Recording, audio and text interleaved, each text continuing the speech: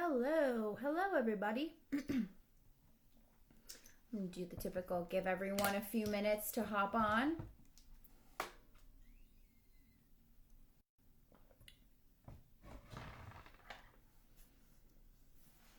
If you are watching the recording, just skip right over this. I'm just going to preface this by saying I look like, I don't even know what the hell I look like today. I look like who did it and ran, but it has been nonstop craziness over here. So this is the best y'all get at 8 p.m. at night. So sorry if ahead of time, if I look like I should be living under a bridge. I don't know what this is. I really have to wash my hair. So, hello guys. Hello. Just want to wait a sec. I'm really excited to deliver this message today because those of you who have been with me for a while now and those of you who are new, you will learn this. I am very big on not getting hung up in the one.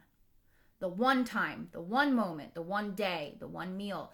Getting hung up on the one is the number one way to derail all of the good that we've been doing for one thing instead of looking at it as a lesson. So I think that this message is going to be really, really important for you guys to remember. Hello. This message is going to be really important for you guys to remember because here's the thing. It's not about being perfect. It's impossible to be perfect. Impossible. I'm not. I'll let you guys in on a secret. There are moments that are not worth it moments where I actually eat things that are not hormone friendly. It happens rarely, but it's like one and done. I keep it moving. You know, my worth it moments are planned. We went over this last Zoom and then it's pinned to the top of the page as well, the worth it questions for those who are new. But it's not about being perfect. It's about self-coaching in the moment. It's about getting to a point where you recognize a habit, a behavior, something that is not suiting you or isn't helpful for you. And being able to kind of either decide to coach yourself through it in the moment or can it and save it for another time where you could coach yourself through. Of course, you have me in the interim to help teach you how to do that. But it's never going to be that little things don't bog you down or that old habits don't kind of creep back. It's all about becoming aware to a point where you can stop it and redirect where you have to go. That's the name of the game. Okay? So, let's get into it. You guys missed my apology about looking like I should be working on the side of the road, but apologies, y'all. I'm very comfy, so that's a good thing. Okay. So, I noticed this when people mess up, right? So, let's say like, what's it been a big one the past few? Sugar and gluten free. Like those are always kind of the big ones. Like, I was doing so well. I don't know why I did this. I don't know why I'm like this. Don't waste time on the why. Now, those of you who are watching and they're like, well, I need to know why. It's how I get better. Of course. But are you really asking why in that moment because you want to have a deep analysis of your personality and form a plan on how to avoid it? Or are you asking why in that moment because you're taking advantage of an opportunity to beat yourself up? And you feel like you deserve to feel bad about yourself. You deserve to be mean to yourself. So, I'm not going to mince words. I'm going to be real about it. Guys, that's not being real. That's just being an ass to yourself. Like, that's just being mean to yourself. So, don't get hung up on the why unless you are asking it because you are trying to plan how to get around that next time. Saying, oh, why did I even eat that? Oh, you know what? Actually, like, I was really far from home. I had forgotten all of my stuff back at the office, like my stuff that I'd packed. There was nowhere to go get lunch. Like, okay, if you're going to ask, why did I eat that? Or why did I do that? Because you literally have to think about the answer. Totally fine. But if you're emotional, and tell me if you guys have been there before, where you're emotional about messing up, and you're just asking why because you're just basically feeling like crap about yourself. So you're just like, why am I like this?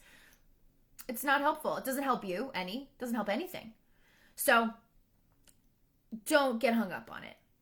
You know my method. If you feel like you cannot handle planning around it in that moment, schedule it into your phone for the next day, later that night, sometime where you are planning to plan around it. You'll arrive to that with a much clearer head. You'll arrive to that scheduled time ready to dive in, knowing what you're working on, and kind of ready to really think on that. If you're not able to do that in the moment, don't try to push a square peg through the round hole. You know what else is going to happen? Your worth it moment, or your indulgent moment, becomes an indulgent day, and then an indulgent week. So don't force yourself to be like, I got to manage this, because you either head into super restriction or you head into F it, I don't care about anything. And neither of those two places are great. So tell me, as you guys are hearing this, what you're relating to, how does this relate to your day-to-day? I love the feedback, in case you don't know. So also, next point, put it into perspective. I can't tell you guys, you all have so much more power than a convenience eat, or a pressure eat, or a peer pressure eat, or a I feel bad they cooked it for me eat. You have so much more power than that, and nobody thinks that you are a rotten human being because you don't want to eat something that's being offered to you. You're not cursing someone's home and heritage. You're not telling them that you can't stand them as human beings. You're not telling them their kid's ugly. Like, you're not doing any of that for you to turn down someone offering you a cookie that they baked. You know, and if they push for it, I have another video in here for that, for, pressure when you say no to eating food. So I'm going to figure out which one that's under, and I'll bump it to the top. Hold on. Set a reminder to bump the video about family food pressure in 1 hour. We can do it. Okay. Okay, added. All right, sorry. It wasn't going to happen if I didn't do that right this second. So, if you have someone in your life who thinks that you're a horrible human being because you turned down a chocolate chip cookie, they obviously don't know you, and they obviously have a very low threshold of what you could do as a human being for them to not want to be your friend. So I wouldn't feel bad. That comes from someone who used to be a people pleaser. So I get that that's hard.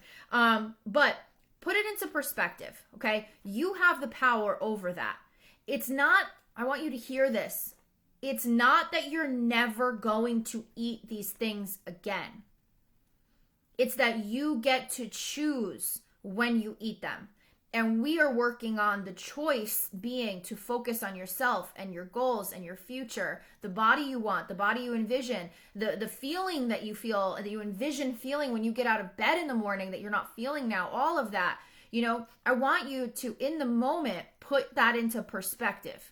And when you go to McDonald's and you're going through the drive-thru because you have no time to go anywhere else, or hell, maybe you like McDonald's, I'm not going to judge you, but is that sad hamburger bun, is it worth the results you want? And I'm not talking about putting it in like a worth it moment or not. I think we can, if any of you think that soggy ass hot hamburger bun is worth it, I'm going to need to mail you some Italian bread or something and be like, no, get your gluten here, because that's ridiculous. I can't let you do that, but put it into perspective. There was a cookie at work. There was a tray of, what did someone say? Oh my God. Hannah, you're watching this. There was a tray of arugula, the little arugula cookies. Oh my God, I love them so much. Somewhere, and one of my clients, they had one and they were devastated. I've been so good. I haven't had any gluten. I haven't had any sugar. I haven't had any pastry or like baked goods in months. And this stupid little cookie thing is the thing that derailed me. Oh my God, why am I so dumb? I'll never amount to anything. This is never going to get any better. They just went off. And at the end of it, I said to them, I'm like, a cookie isn't worth feeling how you feel right now. But you know what especially isn't worth it? Your stress. That's something we don't realize. We don't put our stress on the same pedestal as the food choices we make, because stress seems like such an inevitable part of our lives. And it's not about living a life that doesn't involve stress, because that's just not realistic. Like, it's just not possible. It's life. I mean, to the people who have it all, to us, they get stressed too. The royal family's having family drama, guys. We're not, No one's immune. Stress is stress. But at the end of the day, when you realize you have the power to choose your stress, you have the power to think in the moment and say, what I'm thinking and doing right now is affecting my hormones. Just like with food. Is this worth it? So sometimes the stress after, whether it's just a little slip up like a arugula cookie, whether it's a binge, whether it's a 4-day bender, a 2-week long stint, whatever the case may be, it's important to remember that our stress about the situation is just as bad as a friggin' hot fudge sundae to us because of all of the hormonal response we get from it. And those are for you who have Hashi or PCOS, and especially for my adrenal PCOS ladies in here, especially the stress of picking food can sometimes cause an adrenal response. So we want to get you to a point where you're feeling like, yeah, you may be figuring things out. You may not have it 100% down pat. You may not be there yet. You may still be learning. I have some people that have been working with me for almost 3 years. So at the end of the day, you have to figure out what is worth it, not only in food, but in everything, because you have that power. It just takes time and practice learning how to flex those muscles, but you choose. So put it into perspective for yourself. If you've been doing great for 2 weeks now, and you used to be a binge every other day, used to friggin' be unavoidable, and you have a cookie, you're good. You're still doing great. Keep it going.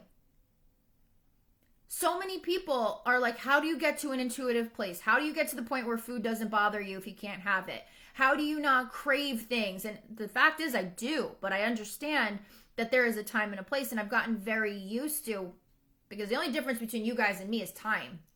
Is I've gotten very used to there being a time and place for the things that I like. And me deciding, is today I'm going to wake up. For me, every day is a day I'm going to be focusing on my hormones, my body, doing what I know helps. But there are some days life circumstances kicks in and it's truly unavoidable. Those days are rare. And it's not because I live a stress-free life or a simple life, or my days are nuts, like nuts. And that's with working from home. So before I get into a ramble fest here, I want you to put it into perspective. It is not forever because you did it just now. It is not forever because you did it just now. All of your weeks of doing hard work, all of your days, all of your hours, whatever, take it a step at a time. If this is that hard for you, it's not because there's anything wrong with you. It's because you just got to work harder at it longer than maybe some other people. We all have different levels and different, boxes and baggage that we come into this with. All of our bodies are very different, but if you find it really, really hard to go day by day without a binge, and then you go 2 weeks and things are great and you have a slip up, why don't you just decide not to call it a slip up? Just say, I ate X, Y, and Z, but for dinner tonight, I'm eating blank, and just keep on going about your merry way. That's how you prevent right now from becoming forever. It doesn't erase your hard work. If you make it a habit, it will. If it becomes repetition, it will halt your results for sure. But learn to celebrate milestones that don't correlate with weight. Learn to celebrate the fact that you went a whole day without having something with sugar in it. Don't be embarrassed about that. That's not a small feat. That's a big deal. I had a client one time who used to have a 2-liter soda per day addiction. Like, needed soda, carried it with her, put it in water bottles, which is like, oh my God, didn't you get like carbonation? Like, it never exploded? That was my ADHD question to her, was like, hasn't a bottle ever exploded in your car while you're trying to drink it? But anyway, you've seen it all. And some people are going to need a month to get used to feeling good about eating gluten-free. Some people need a year. Some people need 2. It's just that when we decide that we should be embarrassed because we haven't hit a certain milestone in our food philosophy, that's decided by what and who? That's only you. I'm not putting a time limit on you. Society acts like you should have been thin yesterday, but screw society. When has that ever helped you? So keep putting it into perspective. This is just one thing I ate. This is not forever. This has no impact on the rest of my decisions today or tomorrow. Not having that one hamburger bun, that one cookie, that one brownie, not having that one thing isn't the make it or break it moment that's keeping you from results. I think all of our paths by now have shown us that it's not a make it or break it with one cookie, one brownie, one piece of bread kind of thing. It's you need to change your overall habits. So if you have it one time, don't make it worse by compiling stress on top of that. Take a break and look at this. I really love that. Placing power in our hands rather than restricting ourselves forever. Hell yeah. I can't tell you how many times I've seen something delicious and been like, oh my God, I'm saving that. Like I have a list in my phone of like worth it moment inspirations when, bucket list places I want to go. It's funny because I feel like people say that they tend to snack more and eat more in the winter than in the summer. I'm the opposite because like in the summertime is when I want to be outside and I want to go like explore new places and restaurants and stuff like that. And sometimes I just don't want to eat a salad, so I definitely plan worth it moments. Like we have a reoccurring worth it moment. We try once a year to get down to Philly for a Philly cheesesteak, which has not happened for the majority of the years in a row we've been together. But the 2 times it has, I enjoyed me a cheesesteak. I suffered for like 5 days because, hey, colitis, but I knew I was going to. I didn't have anything to do the next couple days. So, definitely think about it. And this is the next point. I'm going to wait because the next point's a good one.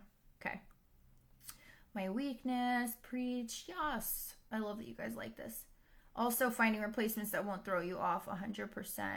I was saying in the chat, I had a gluten-free brownie, didn't need the sugar in it, but I know it's not going to completely F up my stomach. Yeah, that's exactly it. That's the negotiating the terms kind of aspect that I was talking about, where it's like, no, would it be ideal to just not have sugar, not have gluten? Of course.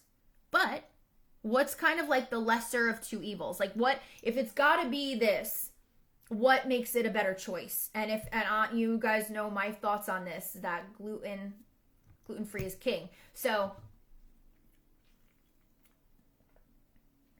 my God, my voice cracks like a 12-year-old boy at this time of night. I'm so sorry, guys.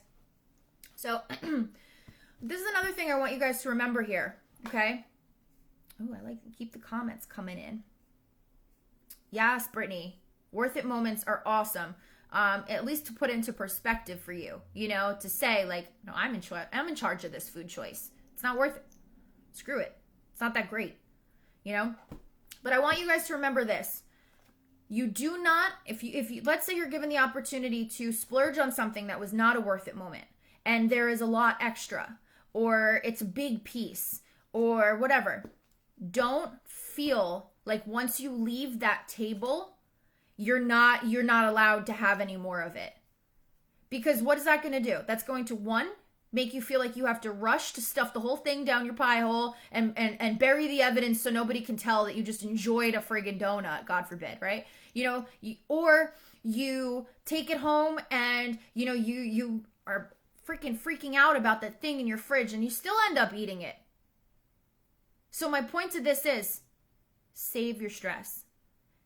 Either split it with someone, have a bite, try a bite from someone else's if you want, whatever, give it back, take it home, freeze half of it for a worth it moment at a different time.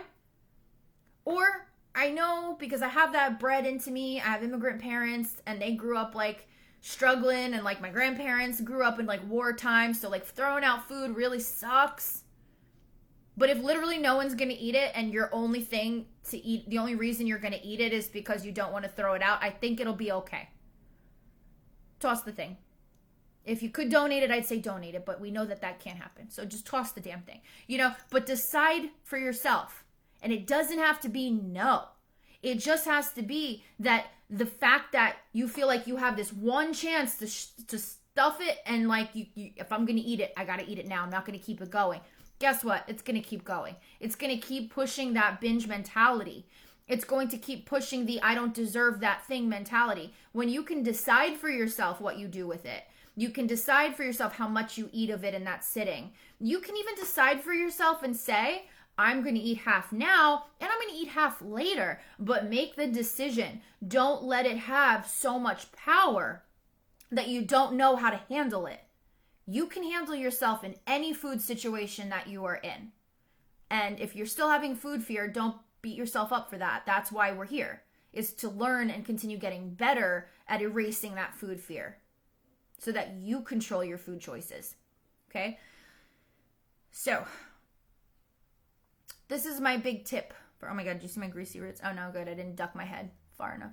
I just told you instead. It's fine. So, go make, like, after you have an experience like this, whether you say no to yourself, because not that you're like, no, I can't, but whether if you're really like, it's just not worth it, whatever, or you had a really hard time and you made it through, because let's not take away from that victory either. If there is a non-worth it moment presented in front of you and you have to fight hard to get through actually not eating it, that's still a good feat. That's still amazing. That's 1 inch closer to where you want to be. That's great. Okay? But if you, whatever the case may be, after this situation happens and you've had to think about food even just twice, I want you guys to go home and I want you to make your version of something. It doesn't have to be exactly the same. You can very much say to yourself, like, you know what? I can't have, I don't want to eat my French fries if it's not going to be my worth it moment. So I'm going to go home and I'm just making this up. I'm going to go make some of the Only Dough crackers. And I'm going to eat the whole freaking serving to my face. I'm going to go home and I'm going to make, I don't know what you guys like, but like something you guys like. Let's say you really enjoy the way you make a veggie side of some kind, right? Make like a ton of it. Go home, stop at a store on the way home. Go buy enough to make a bunch till you're sick of it and go home and eat it. The reason that I'm telling you this is because we want to reprogram you to believe that other foods can be just as delicious and celebratory. There is no thing that makes dessert or anything like that, or, fried, breaded, amazing stuff. There is no thing that says like, that's the good food. That's why we can't have it. And then there's my food. I went over this a little bit in the last live, is changing our perception of what's delicious, of what's crave-worthy. It may be different for everybody. You know what's freaking crave-worthy to me? You guys are going to think I'm a nut. I love, oh my God, I can drool just talking about it. I do the green beans in the microwave with butter and soy sauce. That's it. Super simple. I don't know why. I freaking love it. Like, I could eat bags upon bags of it. If you don't have something like that, find something. Fiddle around with different ways to make dishes. Try different flavorings. This month and going forward in 2020, I am pushing making food delicious no matter what it is. That's going to be the theme. Because I really do believe that if the way we cooked was as delicious and crave-worthy as the stuff that we could easily buy, I mean, it's just obvious that it would make everything a lot easier that we're doing, right? So, go home after these experiences and go raid your pantry. Go experiment. Go make something delicious. Don't have high hopes if you're experimenting. That's the next tip. I heard this a lot this week. I'm afraid to try cooking different things because what if it doesn't come out good? How you think I learned? I did go to culinary school, but I cooked before then. Been cooking my whole life. You know how many times I've made shit that I've tried so hard to like and just ended up tossing it and just felt like a reject? Like, it happens, but don't let it become personal when it happens. Don't let it mean that you suck, you'll never be able to do this, you can't cook as good. You guys need to get comfortable with getting better at things. You don't need to be good at it off the bat. You just need to have the desire to keep doing it until you're better at it. That is the difference. And I'm not saying that because like here I am on my high horse criticizing you. I'm saying it because any success story, any professional, any expert, they didn't just happen to find themselves in that way naturally most times. They've stumbled at some point. The only difference between you and some of the most successful people in the world is that they just decided to keep trying and trying and trying until they were good at something. It probably sucked at first. So don't be so hard on yourself. If you aren't great at something, guess what? You have every opportunity to go back and look at it and get better. Not to get into this too far because it was a controversial topic, but, we lost Kobe Bryant, 2 weeks ago this Sunday coming up? And it's awful. And for better or for worse, I'm not a sports person, by the way. I'm not. I feel really, really heartbroken for families, just for the sheer events of the day, whatever you feel about the situation. The events of the day were so tragic. But here's the thing. People remember him and feel so attached to him because he gave people a lot of hope. He made people believe that if you work really, really hard at something that seems impossible, if you are the only one determined enough to keep going for it, you'll get there. And that message is what stuck with people. He had failures. I actually sat through a sports documentary the other day. Amazing, right? My husband was he's like, who are you? But at the end of the day, I think what was most amazing to me is that I had no idea, of all of the downs in his career. I only knew about the ups, really. I had no idea he injured himself so badly. I had no idea, any of that stuff. So it was amazing to me to see just that resiliency and, how he insisted on continuing to get better, improve. And I just wonder what this world would be if people believed in themselves enough to think that if they did that, they could get what they want. The world would be a very different place, and all of us would feel far more confident. So then what is the difference? The difference is just the belief.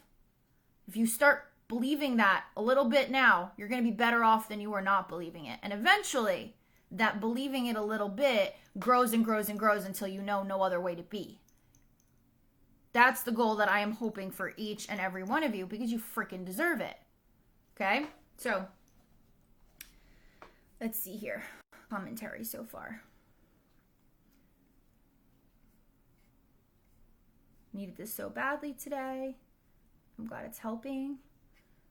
I absolutely love the worth it moment. I literally have a specific dish that I want to have for my birthday in May for my favorite restaurant because I know it's a worth it moment just comparing anything else. Yeah, absolutely. Oh my God. I'm going to Puerto Rico in 2 weeks. Super, super excited. And guess what the first thing I'm getting is? Mofongo, which is all made of plantain. It is so freaking carb dense and I cannot wait. We need to start talking about these worth it moments like excitement, not like, you're getting the thing of the scraps of bread thrown to you at the end of the night. No, this is a celebration. Worth it moments come because those are things that imagine you are willingly signing up to feel crappier and to have, at the end of the day, a worth it moment here and there really doesn't delay you much, but let's just say it delayed you what? I don't even know how to measure this. Let's say it delayed you a month. Having a worth it moment every month delayed you 1 month away from your results. How long have you been waiting for your results already? And how much happier are you to say, I can't wait to go in on some mofongo when I go to Puerto Rico? I can't wait to go to this restaurant and have that dish for my birthday. I've been looking forward to it all year. And letting it end at that meal because you just appreciate that food choice. That's freedom. Not saying no to things forever and expecting it to be second nature. That's not being good at your diet. That's just telling yourself you're too fat to enjoy anything. And that doesn't get us anywhere. It sucks. So, okay. This is similar to if you're going to do it, take what you're going to eat with you and only stick to what you decide to eat thing. Like the example with the chips. Yes. So, maybe I'll do the next week's lesson on binge triggers because it's been a while since I did that. And I kind of want to update the video in Classroom as well. But yeah, for me, binge trigger is mindless snacking. Like if I sit in front of a TV or I'm at a park or something or a barbecue outside and I'm not talking to people or whatever, if there is a bowl of something near me that I can just grab handfuls out of, I won't even notice it until I'm actually full. And then I'm like, oh shit. So I have to make sure that I don't just grab a big quantity and go sit because I know for sure I'm eating the whole thing. So I have to portion it out. I take what I want to eat in that moment with me to the couch to sit down. Or I think of a bunch of lower carb options or veggies or whatever and just fill myself with that. Whatever the case may be. You want to pinpoint your binge trigger and work around that. So if you are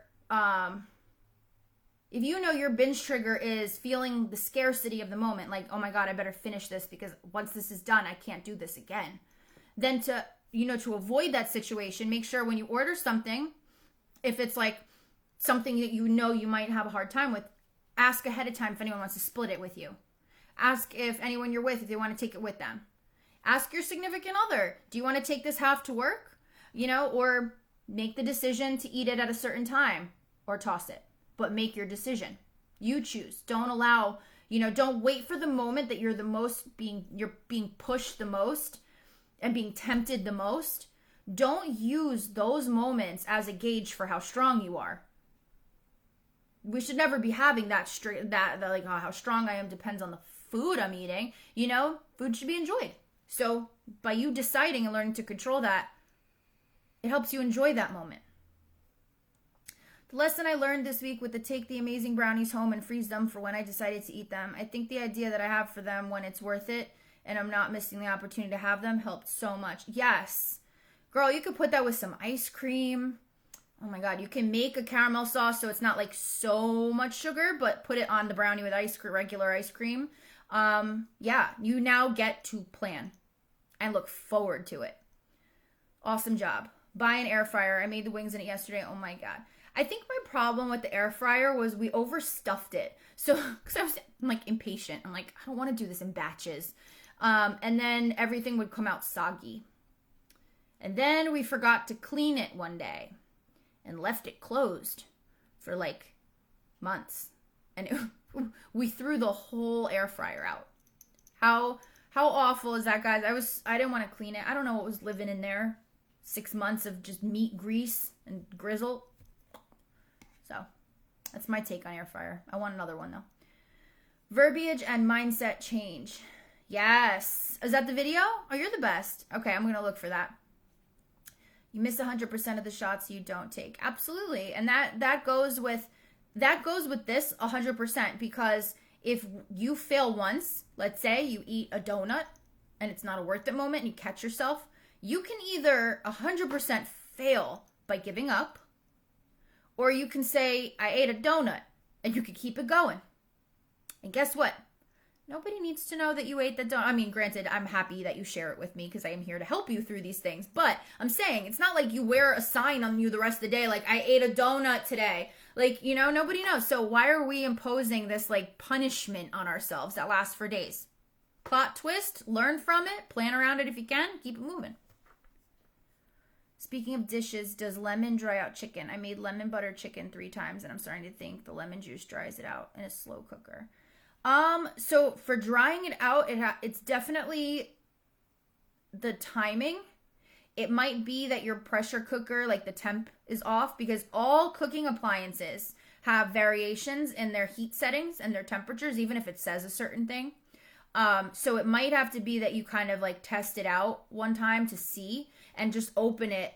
Like, I don't know what your recipe is, but let's say if the overall cooking time was 20 minutes, maybe starting at 10 minutes, you start to open it, which I know it's a pain in the ass in a pressure cooker, but just to get to gauge it and say, okay, it's done. It's cooked at this time. And then the next time you make it, you know to set it for the different time.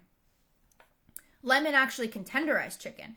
If you leave chicken marinating in lemon for too long, it'll toughen the chicken up. So if you're marinating it in lemon beforehand, like overnight or whatever, just switch to like a couple hours. And I think that'll help a lot. Okay, so stuff that you guys can expect from me. I sent a list of some new features for you guys coming this year, or coming soon. I haven't set tentative dates, but you're not going to have to wait till the end of the year for it. But I meant what I said before. I'm going to have a high focus on what makes food crave-worthy. And that is texture in the way we cook it, the seasoning, the mouth feel. I know it sounds weird, but sauces. If it's mashed, if it's, whatever. Seasoning, I said that already. Marinade, stuff like that. Little things that are very easy. Ways to cook stuff. There are different techniques in temperature settings, what pan you use, all of that stuff that really affect how good the outcome is. So my goal is to help everybody that can get food that tastes just as next level as something they'd order out, because honestly, that's half the fun of eating at a restaurant is not only that like they have the stuff that you can't have at home, but it's also because it freaking tastes good. There's a difference between grilled chicken from a restaurant and grilled chicken we make. You know, what I'm trying to do is bridge that gap and have them not be so very different.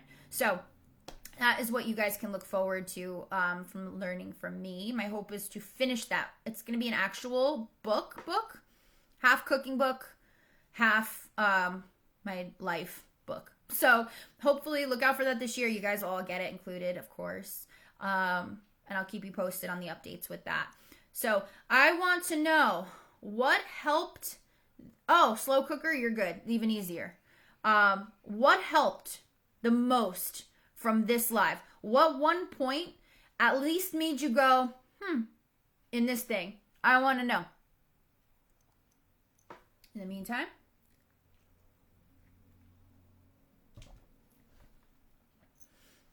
what was the most helpful? The one thing that stuck out to you guys during this live that was like, oh.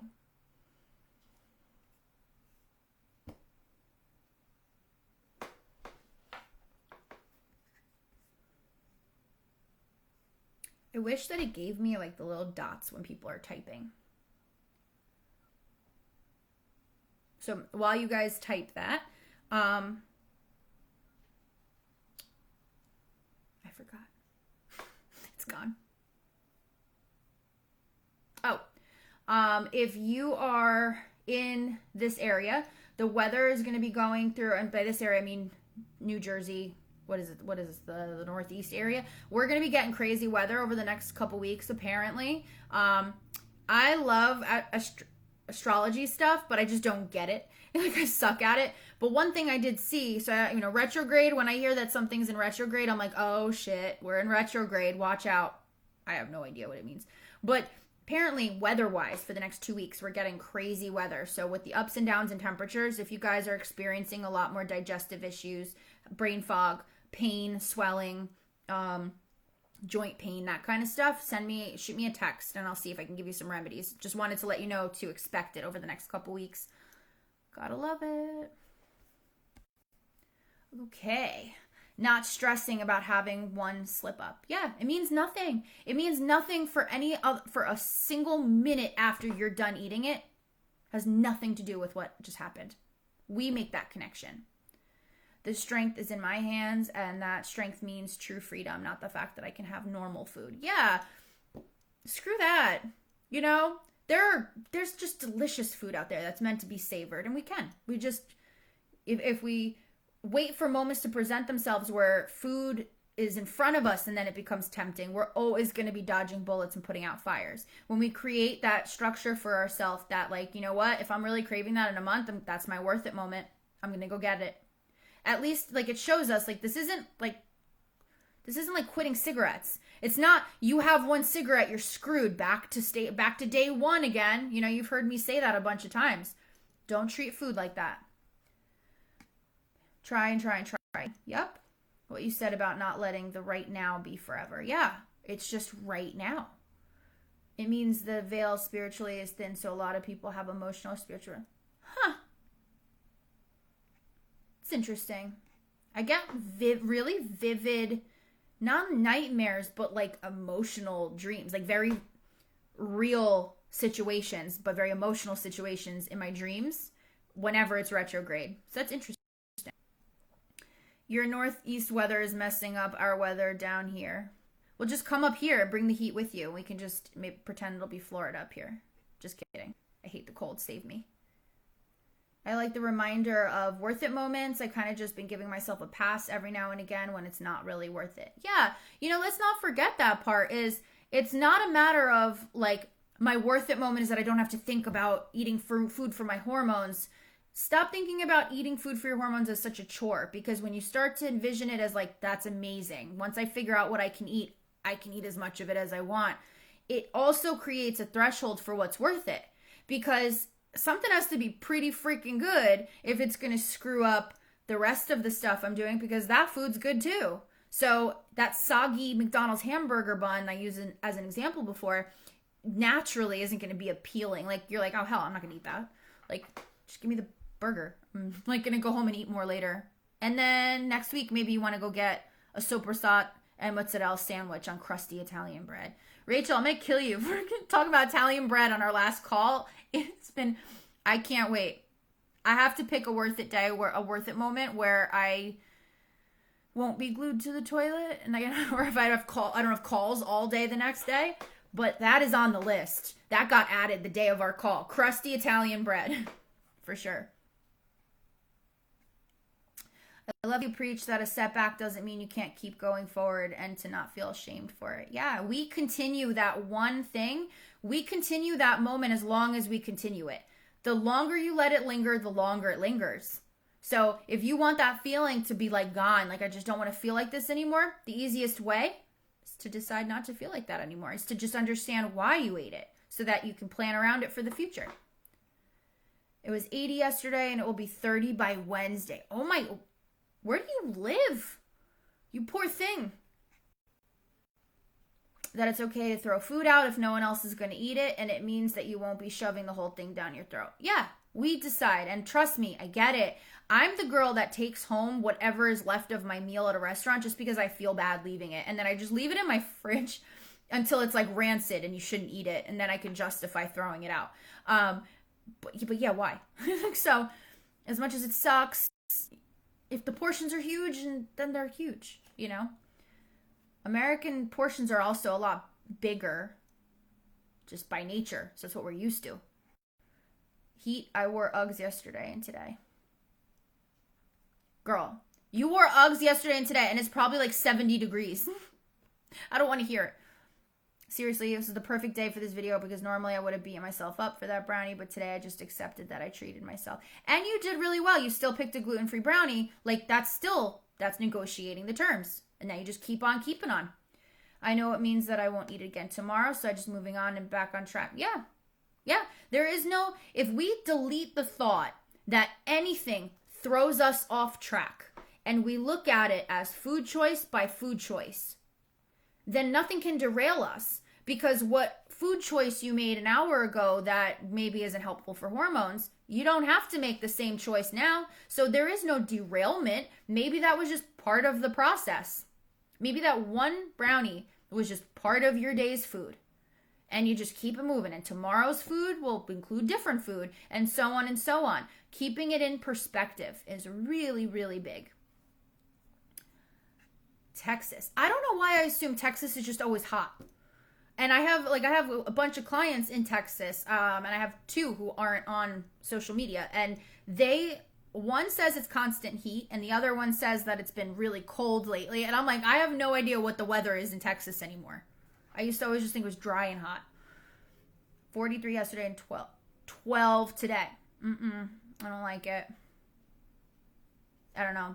And Rachel, are you still watching? You need to tell us what's the environmentally safest place we can go with even temperatures, please. So I enjoyed delivering this message for you guys. I love that it seemed like it really hit home for a bunch of you. And it was I hope it was helpful. If you have anything that you want to discuss further about what we did today, you're always free to text me. If you have any questions, feel free to shoot them my way as well. Otherwise, enjoy the rest of your night. And remember, you guys make your own food choices. I believe in all of you. All right? Bye.